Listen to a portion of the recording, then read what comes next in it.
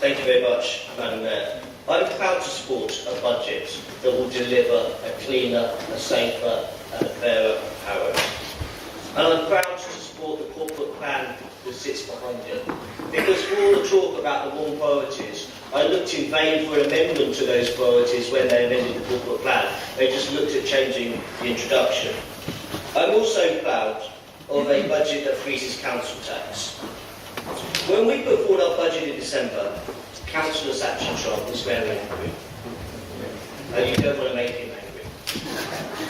He said it was a reckless and irresponsible budget. So he got out a cigarette packet and started to work on an alternative. Now he had about 90 days to come up with that alternative.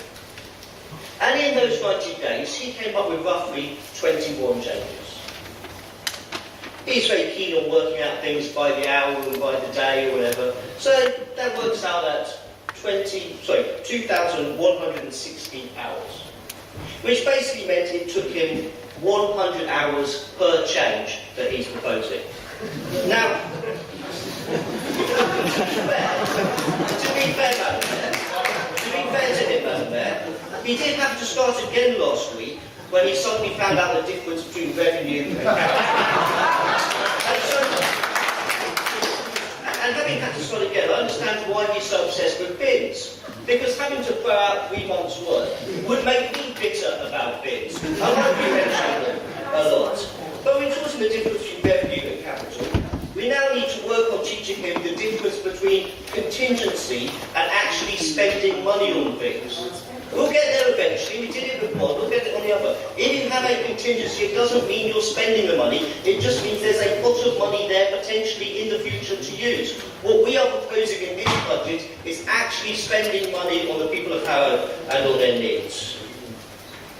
We could also explain to them about reserve policies and how you shouldn't write individual things into reserve policies, but I think that's a good idea. So he had 7 days, and that meant he had to come up with 3 things a day. And what things? We talked about the contingency, planning it was, well, they cut that in the first place, now they're trying to put it back. Under one sky, well, that's all that money for 1 day, despite the fact that they're then taking out of the capital budget all sorts of improvements in parks that will last for years and years and years. They talk about putting money back in for community payback, despite the fact that they did it. And they also talk about replacing the chief executive, but they want to take management out of public realm. You do wonder what they have against clean streets. They are determined they can't go a single year without cutting our budget. Even in 21 changes, they find a way of doing it. And finally, on their capital budget, they want to reduce improvements in IT. Well, Madam Mayor, they've done quite a lot to reduce improvements in IT.